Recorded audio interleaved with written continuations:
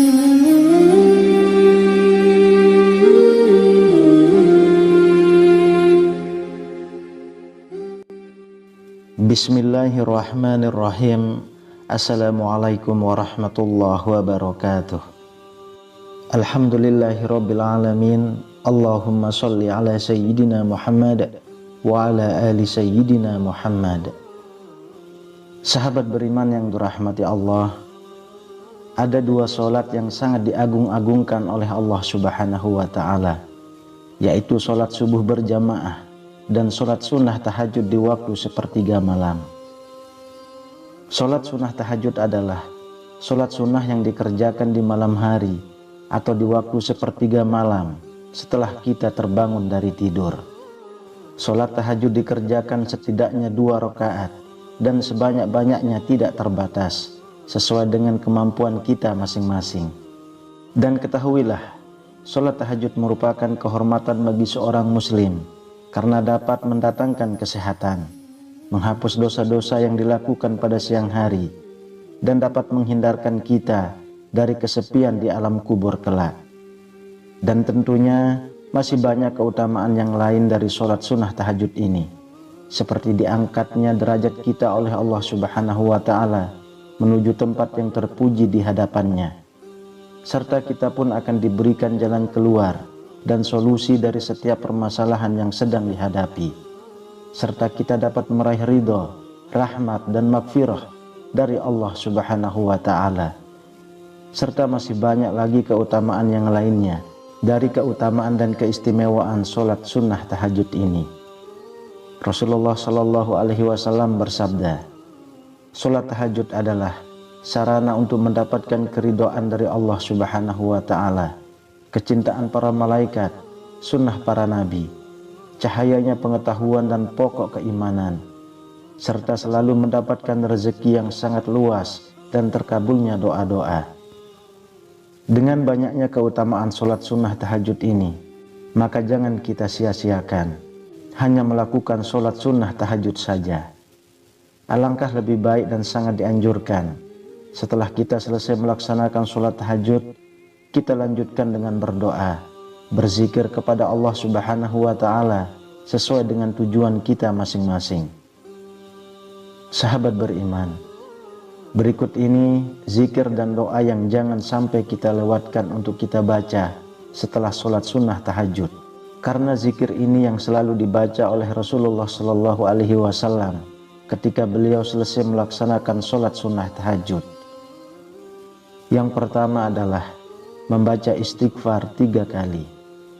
Astaghfirullahalazim, allazi la ilaha illa huwal hayyul qayyum wa atubu ilaih. Istighfar memiliki banyak manfaat, di antaranya menjadi penghapus dosa, penenang hati, pembuka pintu rezeki, dan pelindung diri dari siksa neraka. Selain itu, istighfar juga dapat menjadi penyembuh dari penyakit, penolak bala, pemberi keberkahan, serta penarik rahmat dari Allah Subhanahu wa ta'ala, dan akan menjadi pemecah kesulitan dari permasalahan yang sedang kita hadapi. Dan kita selaku manusia tidak akan luput dari yang namanya dosa dan kesalahan. Untuk itu, alangkah lebih baiknya kita merutinkan istighfar, terutama setelah kita selesai melaksanakan sholat sunnah tahajud, dengan harapan kesalahan-kesalahan kita, dosa-dosa yang kita lakukan di siang hari, baik itu yang disengaja ataupun yang tidak disengaja, Allah ampuni. Lalu yang kedua, membaca istighfar untuk kedua orang tua sebanyak 33 kali. Astaghfirullahalazim li abi wa ummi. Astaghfirullahalazim li abi wa ummi. Di dalam sebuah hadis, Rasulullah Shallallahu Alaihi Wasallam bersabda, sesungguhnya ada seseorang yang diangkat derajatnya di surga. Kemudian dia bertanya, bagaimana aku bisa mendapatkan ini?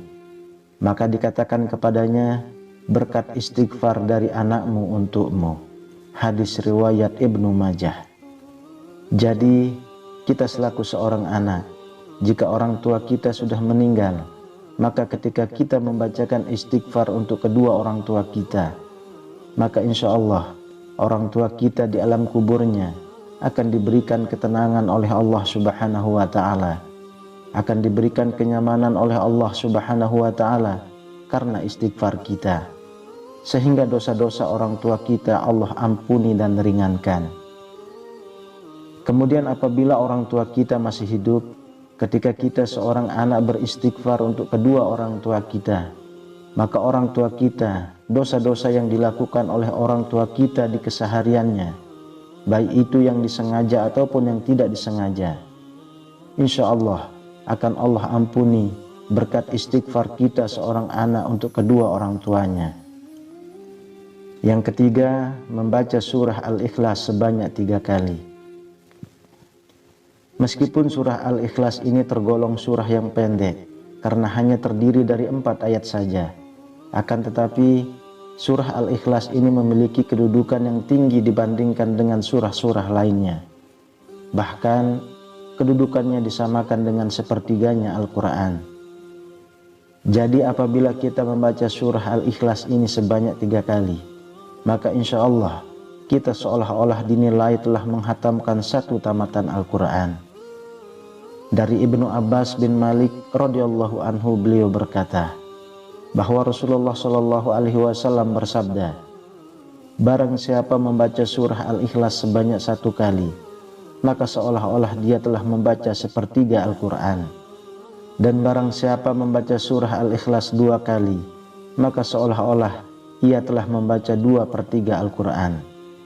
Dan barang siapa membaca 3 kali, maka seolah-olah dia telah membaca seluruh Al-Quran. Barang siapa membacanya sebanyak 11 kali, maka Allah membangunkan untuknya rumah di surga yang terbuat dari intan merah.